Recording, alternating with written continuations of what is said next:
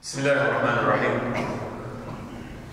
الحمد لله نحمده ونستعينه ونستغفره الله تعالى hamd sana jaratkandan yardım sorayız ve nestağfiruhu istiğfar edip keçirip sorayız ve na'udhu billahi min şururi anfusina nafsımızın jamanlığından saktayıp öründüp jaratkanga jalbarabız ve min seyyiati a'malina jaman amallardan Kudayga jakpagan amallardan Kudayım özünü saktagın men yahdihillahu fela mudilla lahu Allah kimge hidayet verse ana hiç kim adaştıra albaydı ve men yudlil fela hadiya lahu Allah adaştıran bende hiç kim to'g'ri bag'itga boshlay olmaydi va ashhadu an la ilaha illalloh vahdahu la sharika lah go'ylik birim Allah jalg'iz aning sherigi yo'q va ashhadu anna muhammadan abduhu va rasuluh jana go'ylik birim Muhammad alayhissalom Allah taolaning quli jana elchisi Allah taala maqtovlar payg'ambarga duo sardamdan keyin hurmatli musulmon bir tuğanlarım İmam Muslim rahmetullahi alayh özünün sahih kitabında Peygamber aleyhisselamdan Allah Teala'dan bu hadisi yetkizedi.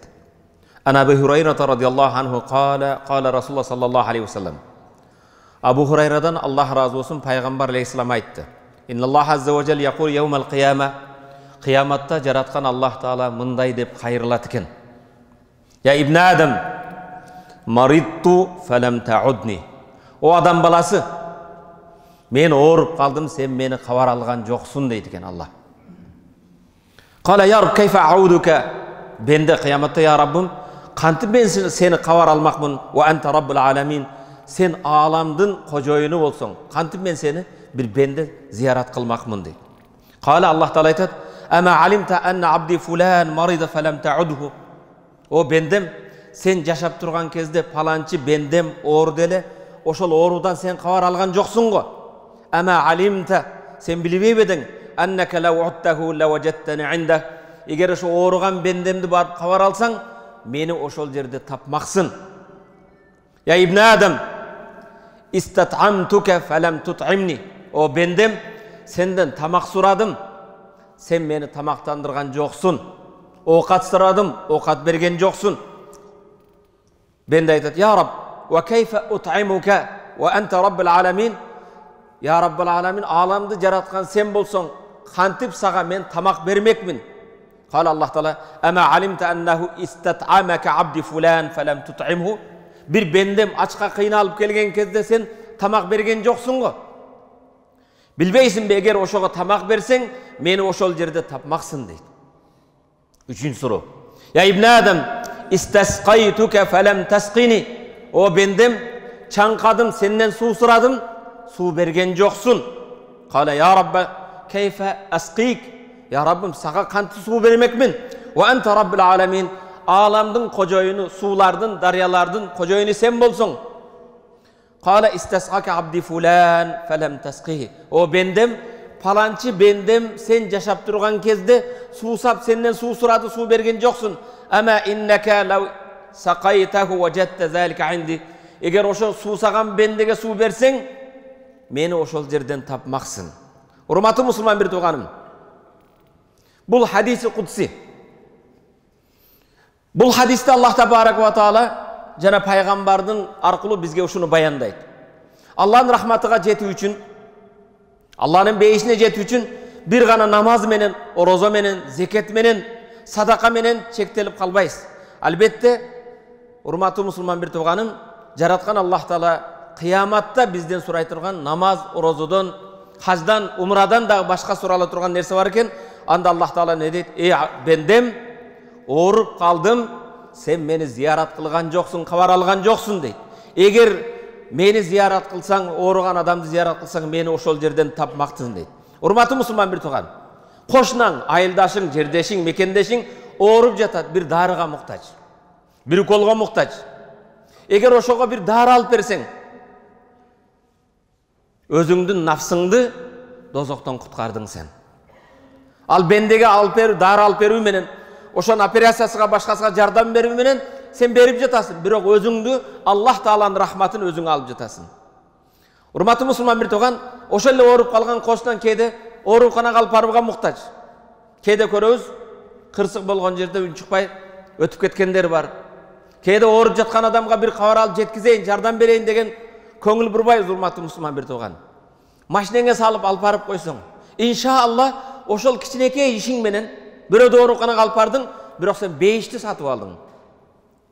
Урматтуу мусулман бир тууган, кээде ошол ооруган адамды барып ооруканада кабар алдыңыз. Кошунаңыз болсун, кесиптешиңиз болсун, досуңуз болсун, барып сабыр кыл, иншалла жакшы болуп кетесиң. Ага моралдык жактан бир колдоо көрсөттүң. Арзыбаган бир жардамыңды узаттың. Ошону менен урматтуу мусулман бир тууганым, сен Аллах Тааланын рахматын өзүң үчүн алып жатасың. Эгер ушуну аткарбасак, урматтуу мусулман бир тууган, кыяматта жараткан Аллах Тааланын астына барганда жооп беребиз. Аллах бенделерге мээримдүүлүгүнөн, бенделерге рахматтуулугунан бенденин ооруганын Аллах мени оорудум дейт.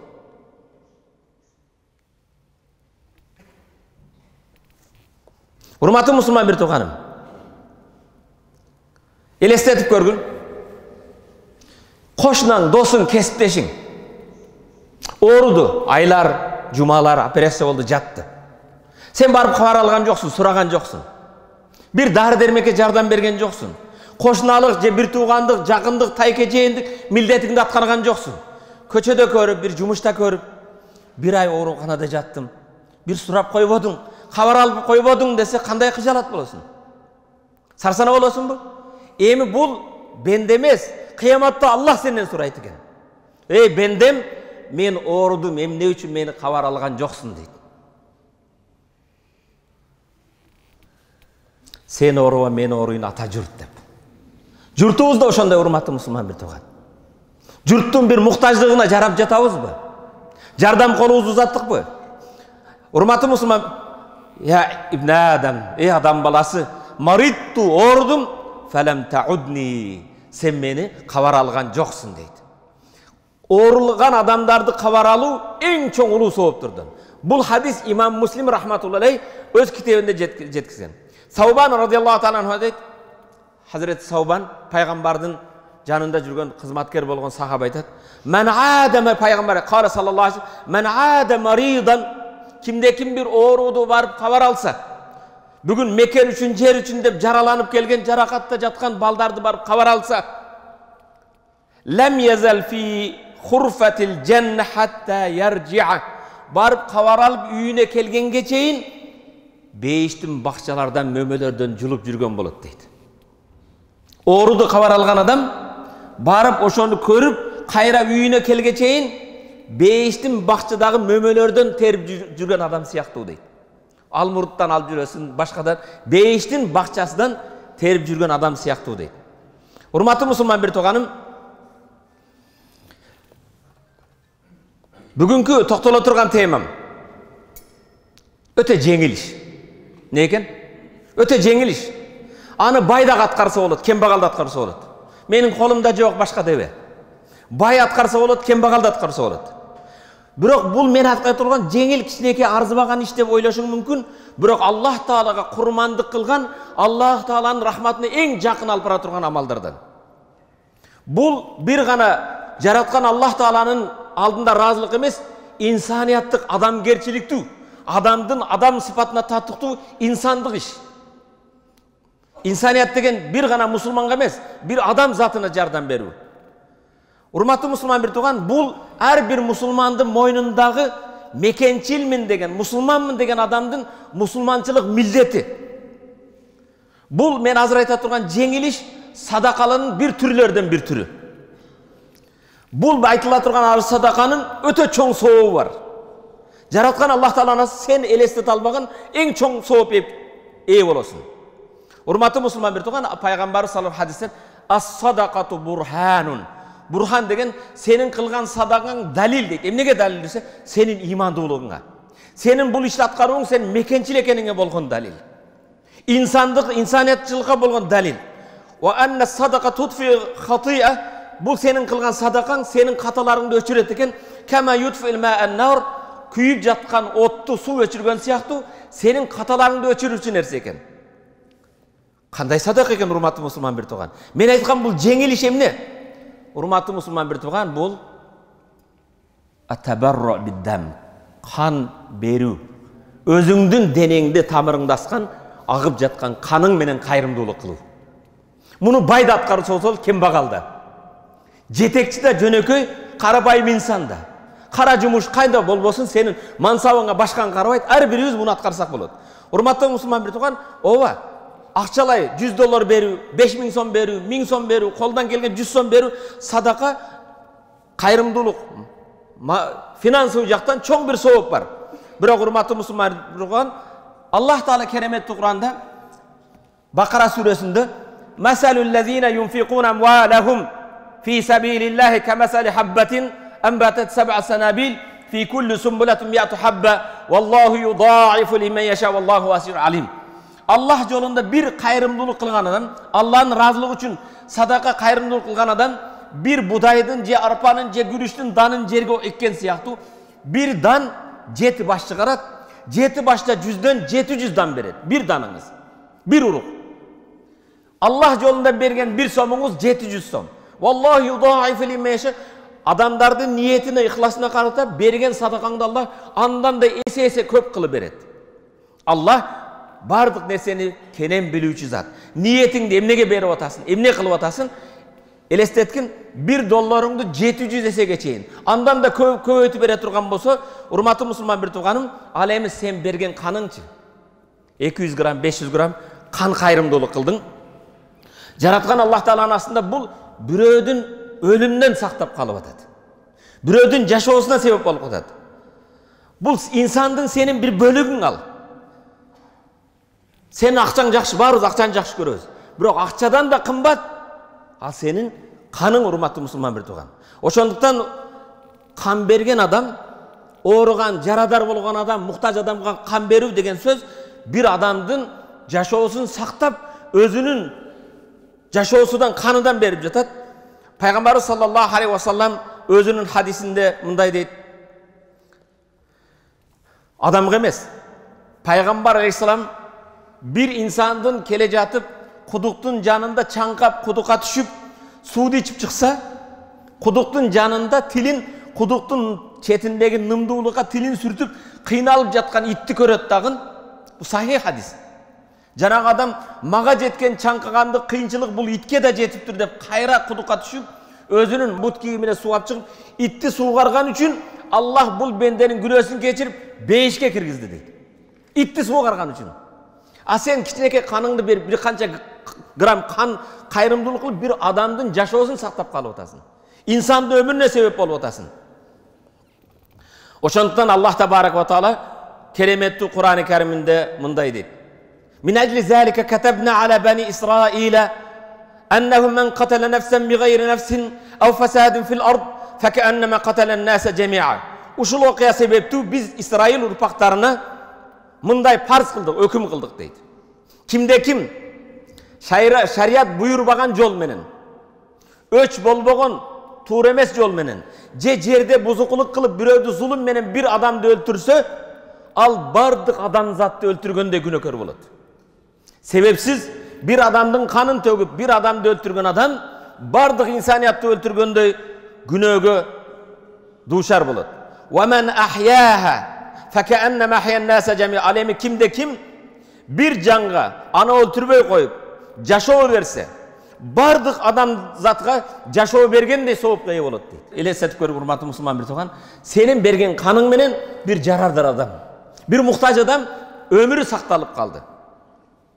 Allah Kur'an'da ayet: "Ve ma tunfiqu min hayrin yuwaffa ileykum ve entum la tudlamun." Sadakallahul azim. Bakara suresi 272. ayet. "Ve ma tunfiqu min hayrin." Jana kanday gana jakşılıkты sadaka kılsaňar, silerge zulüm kılınbastan albatta kılgan soğuňar silerge tolluk eselenip kaytarılat deydi. وَمَا تُنْفِقُ مِنْ خَيْرٍ يُوَفَّ إِلَيْكُمْ وَأَنْتُمْ لَا تُظْلَمُونَ.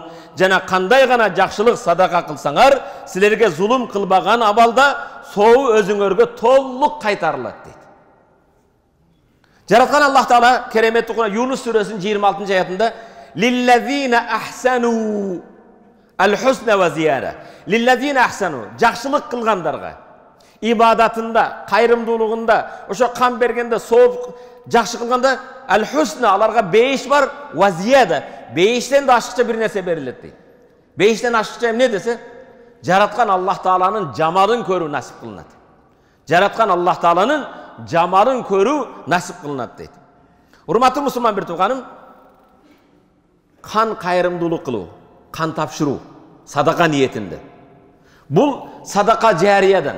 Пайгамбар саллаллаху алейхи ва саллям «Иза мата ибн Адам инқата амали илля мин салас». Адам баласы өлгөн кезде бардык сооптор үзүлөт. Ага 3 нерсенин соо жетип турат дейт.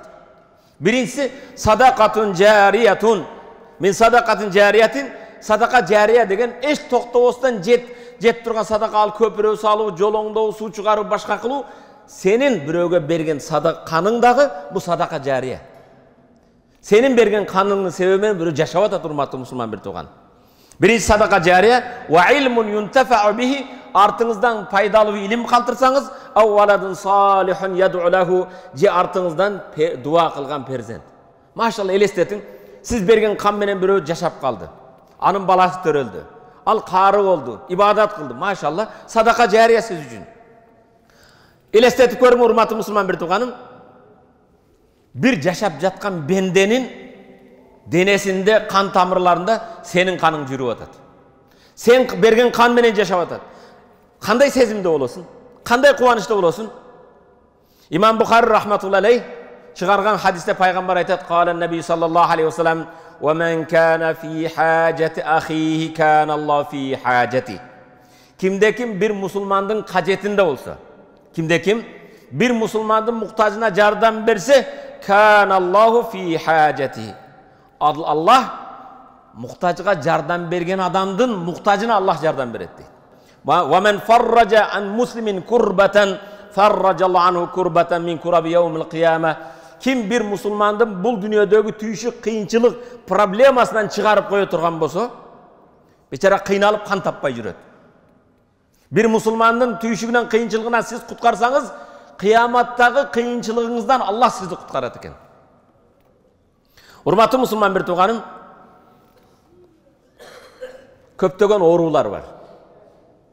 Айлана чөйрөдө, ооруканаларда канга муктаж. Айрыкча кээде сейрек болгон группадагы канга муктаж. Балким ошо сиздин каныңыз ошого жарап калар. Ошондон урматтуу мусулман бир тууган, эч качан менин жакыным эде, тайкем эде, байкем эде, илим бир тууганым муктаж болсо кан берем дегенди күтпө. Кээде Аллах жолунда жакшы ниет кылыңыз дагы. Эгер мамлекетте, бизде саламаттык сактоо мекемелеринде муктаждык болсо, барып кайрымдуулук кылыш керек муну. Бирок аны сүрөткө түшүп, эл көрсүн, кожо көрсүн кылып Facebook'a коюштун кереги жок. Сен эл көрсүн, кожо көрсүн, соогун ошолордон ал. Бирок бул кылган ишибизди эмне кылат экенбиз? Калыс Аллах Тааланын ыраазылыгы үчүн, бар ден соолугуңуз чынбы? Менин каным бир муктажга жарайбы? Тапшырып коюң. 1-3-5 саатта кайра өз эмеңизге келип каласыз. Эч нерсе кемибейт деле. Анан менин акчам жок эле, долларым жок эле дештин кереги да жок да. Урматтуу мусулман бир тууган, Аллах Кур'анда айтат: "Ваф'алул хайра лааллакум туфлихун." Хач сүрөсүнүн 70. Ваф'алул хайра, жакшылыкты кылгыла дейт. Лааллакум туфлихун, кане эми ажеп эмес, силер ийгиликке, кутулууга жетсеңер дейт. Жакшылык кыл дегенде бетте Аллах Таала ваф'ал хайра, жакшылыкты кыл деди. Ким үчүн? Кыргызга деген жок. Же уйгурга деген жок. Же өзбекке деген жок. Жакшылыкты кыл. Же түндүктүккө же түштүккө деген жок. Мутлак жакшылыкты Аллах ыраазылыгы үчүн кылгын сен. Сен ким үчүн кылып атасың? Аллах үчүн кылып атасың. Ошондуктан жакшылык ваф'алул хайра лааллакум туфлихун, жакшылык кылгыла.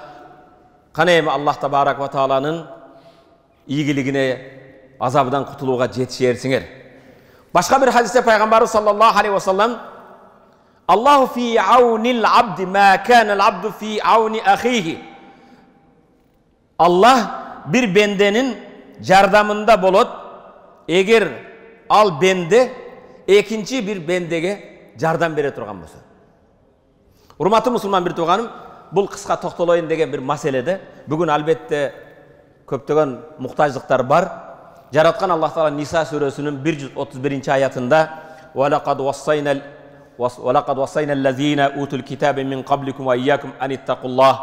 Аллах Кур'анда айтат, Ниса сүрөсүнүн 131-аят: "О момундар, биз силерге силерден мурдагы китеп ээлерине осуят кылган сыяктуу, Силерге да осият кылабыз, Алладан корккула. Ва алему билгиле урматтуу мусулман бир тууган. Аннал ватан. Биздин мекенибиз, Кыргызстан деген мекенибиз Аллах Тааланын тартуулаган эң улуу ниматтардан. Алланын бизге тартуулаган эң чоң байлык, Алланын берген ниматы бир мекен. Бул акча менен бааланбайт. Бул эч качан акча менен бааланбайт.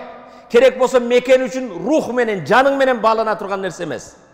Балким урматтуу мусулман бир тууган, мекендин келечеги үчүн, мекендин тынчтыгы үчүн малың, акчаң эмес, рухту берүүгө даяр. Мана канчалаган бир туугандарыбыз мекен үчүн жанын арнады. Аллах Таала аларды шахидтердин катарында кабыл алган болсун. Мекен деген сөз кыска эле. Бир канча тамгадан турган мекен. Бирок урматтуу мусулман бир тууган, мааниси терең ойлонсоң, ата мекен. Улуу нерсе. Бул мекен, чын жүрөктөн айтканда мекен, инсандын ички дүйнөсүн, бардык сезимиңди ойгото турган, мекенди сүйүү инсандын табиятында бар нерсе. Аллах инсанды жараткандан кийин, инсандын жаралыш табиятында өзү мекенди сүйүү бар. Хуббул ватан минал иман, мекенди сүйүү имандан деп келет, хадистин текси мындай келген эмес. Бирок ушул мааниде өтө көп. Мекенди сүйүү имандуудун белгисинен. Керек болсо урматтуу мусулман бир тууган, караңгы, тереңги океандагы киттер да өзүнүн жерин сагынат. Булбулду башканы алтын капас кап келсең да өзүнүн тикендүү мекенин сагынат. Биздин мекенибиз урматтуу мусулман бир тууган, жүрөгүбүздө мекендин бийик орду болуш керек. Жараткан Аллах Табарак кереметтүү Кур'ан-ы Кариминде мекенден чыгып кетүү, мекенди жоготуу, мекенден сүргүн болууду ушул нерсеге окшотот. Ниса сүрөсү 66-аят. Терең көңүл буруң. وَلَوْ أَنَّا كَتَبْنَا عَلَيْهِمْ أَنِ اقْتُلُوا أَنفُسَكُمْ أَوْ اخْرُجُوا مِنْ دِيَارِكُمْ مَا فَعَلُوا إِلَّا قَلِيلًا مِنْهُمْ. Эгер биз аларга, пенделерге өзүңөрдү өлтүргүлө деп буйрук кылсак, же болбосо журтуңарды таштап чыгып кеткиле десек, буларды эң азы аткармак дейт. Журтту таштап чыгып кетүү менен өзүңдү өлтүрүү бирдей дейт Аллах Таала. Адам өзүнү кыйып өлтүрүү менен туулуп өскөн жериңди, мекениңден сүргүн болуп чыгып кетүү ошондой оор нерсе экен. Урматтуу мусулман бир тууганым, жүрөгүбүздө мекенге сүйүүдүн орду жогору болгондуктан дин душмандары, пайгамбарлардын душмандары бардыгыны иманга, исламга чакырганда пайгамбарларга душмандар эмне деп коркуткан. Мисалы, кереметтүү Кур'анда караң. Ва кала аллазина кафару ли русулихим. Алланын барлыгына, бирлигине иман келтирбестен кафир болгондор Алланын элчилерине мындай дейши: "Ла нухриjannakum min ardina." Эй, жакшылыкка чакыра бербе. Бизди Кудайга сыйынууга чакыра бербе. Ата бабадан калган динибизди жок кылууга чакырбагын, биз сени мекенден чыгарып беребиз, жерибизден. Ау ла та'уданна фи миллатина. Же биздин ата бабадан калган динге баш ийесин дейт. Ва ауха илейхим раббухум ланахликанна залимин. Аллах Таала пайгамбар андан соң Раббың пайгамбарларга биз сөзсүз залымдарды жок кылабыз деп вахий кылды дейт. Кафирлар не дейт экен? Даватыңды токтоткун, үгүт насатыңды токтоткун, эгер токтотпосоң биздин жерден сени кууп чыгарып беребиз дейт. Жерден чыгаруу чоң бир эме. Шуайб алейхиссалам, Шуайб пайгамбардын коому тараздан алдаган, бирөөдүн акын жеген өтө бузулуп кеткен коом эди. Тараздан алдабагыла, бирөөдүн акын жебегиле деп, иманга, Кудайдан коркула деп чакырганда, ва кала лахул малаул лазина истакбару. Бой көтөргөн текебирлер, бирөөдүн акын жегендер Шуайбка келип мындай деди. Мин кавми өз коомундан. Ла нухриjanнaka я Шуайб. Эй Шуайб, көп бизге насаат кыла бербегин, мекенден кууп беребиз сени деди. Жерибизден чыгарып беребиз. Валлазина аману маак.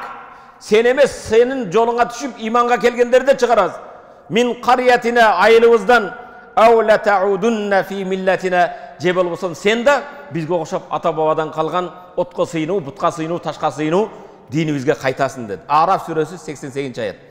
Шуайбтын коому текебирленгендер не деди? Эй Шуайб, даватыңды токтат деди. Лут алейхиссалам. Лут пайгамбардын коому бүгүнкү өнүккөн мамлекеттер биз демократиянын туу чокусуна чыктык деп эркек үйлөнгөн, аялга айлан үйлөнгөн өтө жийиркеничтүү нерсеге жетип атпайбы? Лут Пайгамбардын коому да ошондой эркектер, батчабаздар, мужаловство, люват кавымы ошондой пайда болуп кеткен. Ошондо Лут кавымда Лут пайгамбар муну токтоткула, адам кылбаган, айван кылбаган нерседен кайткыла, адам болгула деп чакырганда Лут пайгамбар фама кана жавабу кавмихи, Луттун коомунун жообу не болду? Луттун үй бүлөсүн чыгаргыла. Мин кариятикум айылыңардан иннахум унасун ятатахарун. Албетте алар бизге кошулбаган таза адамдар имиш деди. Бүгүн деле кээде чындыкка чакырсаң, иманга чакырсаң айтат го. Могу өзүнчө акылдуу болуп калыптыр.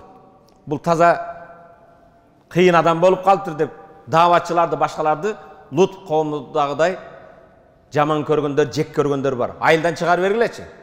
Бөлүп койгулачы дегенде. Пайгамбарыбыз саллаллаху алейхи вассаламда из ахраджаху аллазина кафару кафырлар аны чыгарган кезде санияснайни эки адамдын экинчиси изхума фил гар экөө үңкүрдө отурган кезде из якулу ли сахибихи ал шеригине мындай деди ла тахзан инналлаха маана. Ey Abu Bakır kaygırma, Allah biz menен dedi. Пайгамбар эмне үчүн жерден чыгарды? Иманга, исламга чакырган үчүн. Бетте айтайын деген маселе эмнеге чыгуу эмес, жерден чыгып кетүү, туулуп өскөн жериңди жоготуу, мекенинен чыгуу адамдын өзүн жанын кыйгандай оор нерсе бул. Ошондон да урматтуу мусулман бир тууганым, Пайгамбарыбыз Меккеден чыгып бара жаткан кезде бүгүн умрага барсак, ажыга барсак деп Каабаны карайбыз. Пайгамбар Каабага карап туруп мындай дейт: "Ма атьябаки" кандай жыпар жыттуусун. Мин баладин шаарлардын ичинде. Ва хаббаки илайя сен дүйнөдөгү эң сүйүктүү жерсиң мен үчүн, шаарсың. Валаула анна каумик ахражуни минк ма саканту гайраки. Эй Кааба, эгер элиң мени куубаганда мен башка эч бир шаарга жашабайт элем деп Пайгамбар Каабаны карап ыйлап чыгып кетет. Пайгамбар алейхисаламдан мекенге болгон сүйүүсү. Урматтуу мусулман бир тууганым, мекендин баалуулугуну билбегендер мекени жоктордон сурап көргүлө. Мекендин баалуулугун, кадыр баркын билбегендер ошо мекени жоктордон сурап көргүлө. Желегинин баасын билбегендер өзүнүн желбиреткен желеги жоктордон сурап көргүлө. Өзүнүн Кыргызстандын атуулумун деп паспортту көтөрүп жүрөбүз. Ошо өзүбүздүн кимдик паспортубузду көтөрүп жүргөн адамдар анын кадыр баркын билбесең, ошо паспорту жоктордон сурап көргүлө. Кандай оор экен? Андай боло турган болсо, мекенибиздин баалуулугун сезе билгиле. Мекениңерге татыктуу атуул болгула. Мекенди сүйгүлө. Мекендин керегине жарагыла. Мекенди сүйүү патриоттуулук кур сөз менен болбойт. Мекендин өнүгүүсүнө салым кошуу, өсүүсүнө салым кошуу, мекендин биримдигине салым кошуу, ынтымакка салым кошуу. Урматтуу мусулман бир тууган, Ибрахим алейхиссалам Меккеге келип дуа кылганда эмне деди?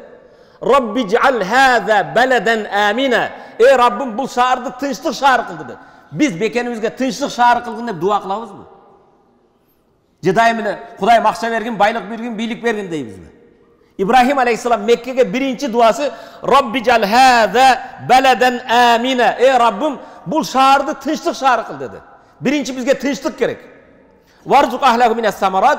Tınçlıktan keyin bu Mekke'nin eğlerine türdüğü mömölörden rızkı bergin dedi. Hurmatlı Müslüman bir tuğanım. Kudaydan korkula. Mekke'nin erge tatıktığı atuğul bolgula. Mekke'nin kanday ulu nimet ekenin bağlay bilgile. Mekendin her bir mildetini moynumuzga жүктөлгөн farzlarımızды, vacibimizni atkaralı. Her birimiz. Baldarımızın da жүрөгүнө, келечек muğunga mekenge bolgon ihlas, mekendi süyүү degen patriotoluktu үйrөtөлү. Hurmatlı Müslüman bir tuğan, mekendi süyүү degen söz til menen emes, mekendin birimdigin talkalabaylı. Ulutlarga, urularga, tribalist bolboylu. Kebir men mekençilmin başkamın dep jelek kötörgön menen, je bolbosam kalpak kiygen menen, eger eldin birimdigine tribalist bolup eldi har жерге bölsöň, sen mekençil emessin. Sende mekendi süyүү деген жок. Ошондуктан да Аллах Табарак ва Кереметти Куранында мындай дейт: Абшүкүр ажы өзүнүн башынан алып жаткан жок. Куранда Аллах Таала Ali İmran suresinin 105. ayetinde وَلَا تَكُونُوا كَالَّذ۪ينَ تَفَرَّقُوا وَاخْتَلَفُوا مِنْ بَعْدِ مَا جَاءَهُمُ الْبَيِّنَاتِ وَاُولَٰئِكَ لَهُمْ عَذَابٌ عَظِيمٌ. Özlerine anık bayanlar kelgenden keyin, al Kur'an din, özlerine anık bayanlar kelgenden keyin öz ara karşılaşıp bölünüp ketken adamlar siyahtı bolboğla. وَلَا تَكُونُوا كَالَّذ۪ينَ تَفَرَّقُوا وَاخْتَلَفُوا مِنْ بَعْدِ مَا جَاءَهُمُ الْبَيِّنَاتِ. Allah Teala'dan açık aykın şeriat kelgenden keyin tartışıp talaşıp bölüngönlerden bolboğla. Ulaika lahum azabun azim. Bölüngönlerge öte katlı azap var deydi. Hurmatlı Müslüman bir tuğanın Peygamber sallallahu aleyhi ve sellem birimdike çakırgan bu hadisinde ala uhbirukum. O silerge haber vereyim mi deydi Peygamber. Emnen haber vereyim mi deydi. Ala uhbirukum bi afdal min derecati siyam ve salat ve sadaka. Namazdan, orozudan, sadakadan jogorgu turgan bir amalda aytayım mı sizlerge deydi. Namazdan, orozudan, sadakadan da jogorrak bolgon bir amalda aytayım mı deydi Peygamber aleyhisselam. Kale bela ya Resulullah. Peygamberge sahabeler aytыңчы dedi. Namazdan, orozudan, zeketten jogor turgan ne dese? Ne dedi? Salahu zatil beyn, özara ıntımak bolu dedi. Arazdaşkandı taştap, dostoşu, tuğan bolu, birimlikte bolu. Fe inne Fesad zatil beyn hiyel halika. Aranı bölüp jaru, Arap dilinde halika degen çaçalu degen söz. Çaçtı kırıp salu, biyette çaçtı kırıp manesi emas.